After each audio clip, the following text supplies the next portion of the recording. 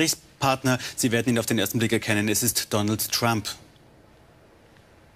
Ja, guten Abend nach Berlin. Wir stehen hier ungefähr 4 Blocks vom World Trade Center entfernt oder das, was davon übrig geblieben ist. Und neben mir steht Donald Trump. Donald Trump hat selber einige Gebäude in der Gegend. Ich werde ihn kurz dazu befragen. Mr. Trump, do you have any interest in the area down there that has been affected? I have a lot of property down there, but it was unfortunately affected by what happened to the World Trade Center. Ich habe eine Menge Gebäude dort unten, aber Gott sei Dank ist es von diesem Terroranschlag nicht in Mitleidenschaft gezogen worden. What's your biggest fear, Mr. Trump?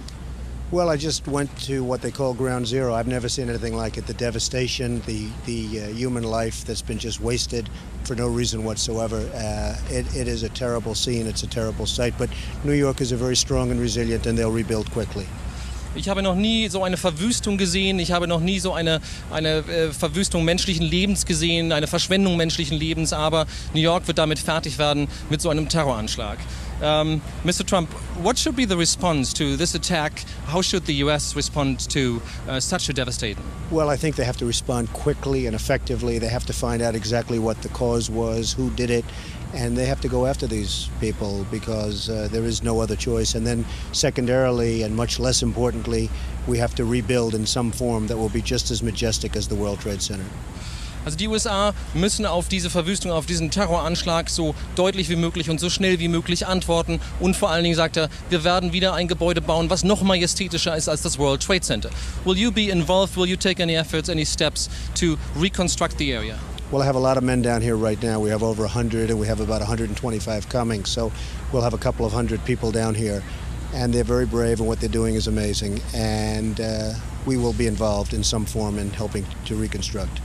Ich habe ihn gefragt, wird er mithelfen, diese Gegend wieder aufzubauen? Der sagt, er hat einige 100 Leute bereits dort und es ist erstaunlich, was sie bereits geleistet haben. What kind of cost would you estimate to rebuild this area? How much money has been lost in the attack? I would say 15 to 20 billion dollars. You're talking billions and billions of dollars, and it's irreparable. But I really feel that the location is such and the importance of the monument is such that we have to rebuild. And again, not necessarily in the form of the two towers, but something has to be done that's very big and very majestic. Er sagt, ich habe ihn gefragt, wie viel wird es kosten, diese Gegend wieder aufzubauen. Er sagt, es wird Milliarden kosten, zweistellige Milliardenbeträge. Aber wir sollten es nicht so aufbauen wie das World Trade Center mit diesen beiden Türmen, sondern eine andere Form finden, etwas gleichsam Majestätisches. A lot of people ask, how is it possible that a Boeing plane would be able to destroy or two planes would be able to destroy the Twin Towers? Because they were constructed to withstand like a 707 attack. Well, it's tremendous power and tremendous heat. And people were willing to die, and when they're willing to die and when they're willing to become kamikazes of a sense, there's very little you can do about it. I mean, the heat and the power, actually it was amazing that the initial jolts didn't jar the building as much as people would have thought. But the tremendous amounts of fuel that was dumped on the building and 1,600 degrees temperature, I guess that's probably more than anything could take, no matter what. Ich habe ihn gefragt, wie kann es denn passieren, dass diese Gebäude von einem Flugzeug zerstört werden? Die Twin Towers waren gebaut worden, um auch dem Ansturm einer Boeing zu widerstehen. Er sagt, es ist die unglaubliche Hitze, die sich entwickelt hat, die Aufschlagkraft, das Benzin, was diese Gebäude zu Fall gebracht hat. Man kann gegen solche Dinge nichts tun. When do you think we will start to rebuild? Well, I would hope it would really be very quickly.